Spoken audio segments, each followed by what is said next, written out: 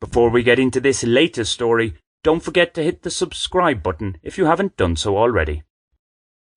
Pacific, Puerto Asís. It's a bit caliente down there. Be careful. That was the general response from Bogotá-based acquaintances when I told them I was heading to the town of Puerto Asís in Colombia's Putumayo department, close to the border with Ecuador. Caliente, hot that is, wasn't in reference to the weather, although with afternoon temperatures regularly reaching over 30 degrees Celsius and high humidity, it certainly is sultry. No, hot in this context refers to the security situation, as in its being dangerous. There's nothing too shocking in that. Frontier towns tend to come with a negative reputation. I have, though, been to enough of them in Colombia to know that this label is not always warranted. Just don't expect them to feature high in lists of best places to live. Yet, of the border towns I've stayed in across the world, Puerto Asís ranks as one of the more livable ones, along with Cúcuta.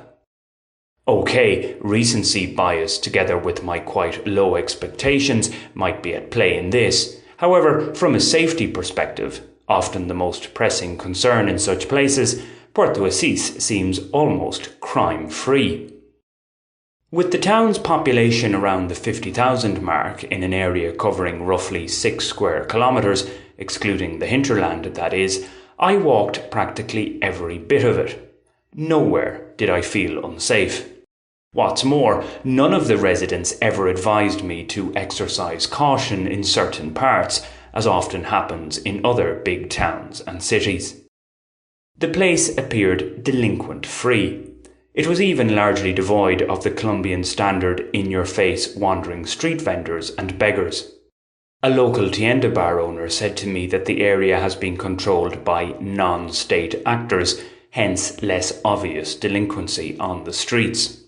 Obligatory payments to officially prescribed armed groups come with certain benefits, akin to the days when the IRA allegedly kept drug pushers out of the neighbourhoods it managed in Northern Ireland. The most irksome element is the motorbike or moto taxi drivers who frequently offer their services by beeping, gesturing and/or calling out moto as they pass one by. It's almost as if it's an offence to walk anywhere or merely stand around. It also seems that the humble bicycle is frowned upon. This is Moto Town, or Motown if you will. Now, if you ask me what is Puerto Asís' unique selling point, well, outside of what I've already described, I struggle to come up with anything. The town itself has no outstanding landmarks, and there isn't much on the must-do or must-visit list. What's more, the closest watercourses, the Putumayo and Putumayo Rivers, don't entice one in for a dip. Quite a shame that, considering the heat. Also, the sands on the Putumayo River's banks are inviting, so it's unfortunate its waters don't follow suit. It's even on the more expensive side when it comes to my BBC, beer, bread and coffee staples, more expensive than Bogotá's working-class barrios, that is. This, though, isn't unusual. Unlike in some other countries, Colombia's capital is cheaper for certain essentials compared to the country's provincial towns. A special mention to Panaderia Mickey all the same. It offers a decent enough tinto, small black coffee, for a very reasonable 1,200 pesos. My most eventful moment was seeing the efforts of a few lorry drivers trying to free a truck stuck in the aforementioned sands of the Putumayo River. The episode did merit a YouTube Shorts video. See the description text for a link to that.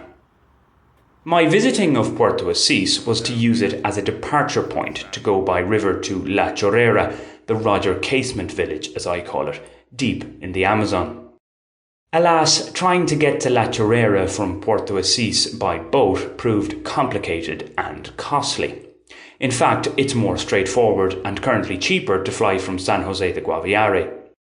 From a carbon footprint perspective, the flights might have a bigger impact, but I did try to take the friendly option. If only the most vociferous climate activists were more like me, eh?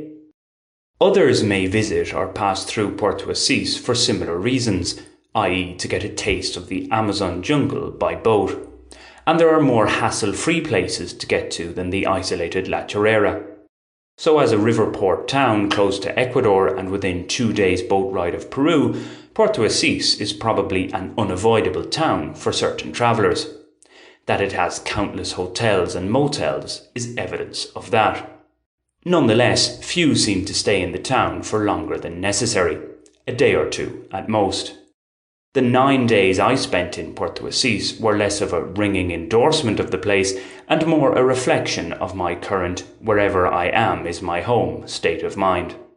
However, if I had to base myself in Puerto Asís for an indefinite time, I'd have no complaints about that. I can cope with its caliente air. Have you subscribed to this channel yet?